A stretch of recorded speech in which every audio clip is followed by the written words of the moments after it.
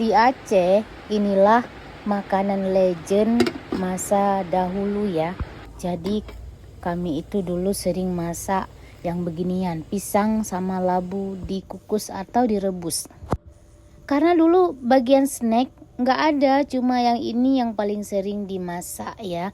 Mungkin kalau sekarang udah nggak mau lagi atau bahkan udah yang kangen sama masakan-masakan nenek moyang kami dulu. Ini cuma dikukus, selanjutnya dikasih kelapa parut yang sudah dikasih garam sama gula ya. Selanjutnya cuma dimakan seperti ini saja. Kelihatannya agak biasa saja sih, tapi kalau dimakan rasanya enak, bikin kangen kita sama masa-masa dulu.